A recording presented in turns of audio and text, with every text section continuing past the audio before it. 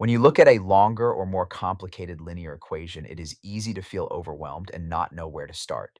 You might wonder whether you should move the numbers first or the variables first. This video is going to give you a repeatable four-step algorithm we'll call the universal checklist. By memorizing these four steps in order, simplify, collect variables, collect constants, and divide, you will have a strict system you can apply to any standard equation. Let's look at our core equation. 4x plus 2 plus 2x equals 28 plus 3x minus 14. The first step on our checklist is simplify. Before you start moving terms across the equal sign, you must look at each side of the equation completely separately to see if it can be cleaned up.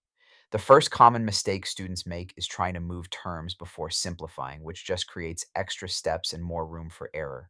Instead, look at the left side first. We have three separate terms, 4x, a positive 2, and a positive 2x. We can combine the like terms, 4x and 2x, to get 6x. The positive 2 remains unchanged, giving us 6x plus 2. Now look at the right side. We have 28, a positive 3x, and a negative 14. We can combine the constants. 28 minus 14 leaves us with 14. The positive 3x remains unchanged, giving us 3x plus 14.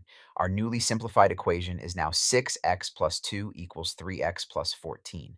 Always clean up each individual side before you do anything else. The second step on our checklist is collect variables. Now that both sides are fully simplified, our goal is to gather all of our variable terms onto one single side of the equation. Here's an important point. While most of us naturally prefer to have our variable on the left and our constant on the right, mathematically, it does not matter which side they land on.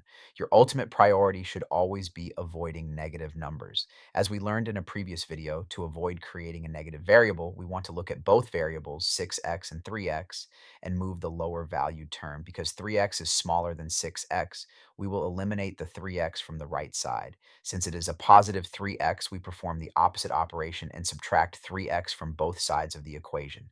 6x minus 3x leaves us with 3x on the left. The equation is now 3x plus 2 equals 14. By collecting the variables as your second step, you clear the path for the rest of the numbers. The third step on our checklist is collect constants. A constant is just a regular number without a variable attached to it. Now that all of our variables are collected on the left side, we need to collect all of our constants on the opposite side, which is the right. Looking at the left side, we have a positive 2 interfering with our variable. To isolate the variable term, we must eliminate this positive 2 by doing the opposite operation. We subtract 2 from both sides of the equation. On the left, the 2 is eliminated, leaving just 3x. On the right, 14 minus 2 leaves us with 12. Our equation is now down to 3x equals 12. The fourth and final step on our checklist is divide. At this stage, your equation will almost always look like this: a single number multiplied by your variable equaling another number. To completely isolate the x, we need to undo the multiplication. Because 3 is being multiplied by x, we perform the opposite operation and divide both sides of the equation by 3.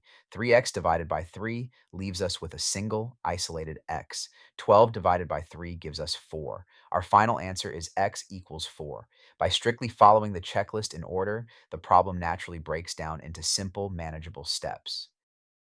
In this video, we established the universal checklist: simplify, collect variables, collect constants, and divide. Memorizing this specific four-step order removes the guesswork from solving multi-step linear equations. In video 5, we are going to look at equations that include factored sides and parentheses. We will use the security guard analogy to show you how to break down the parentheses so that the problem cleanly turns right back into the four-step checklist we learned today. Click on the next video to see exactly how to handle these problems, and don't forget to like and subscribe.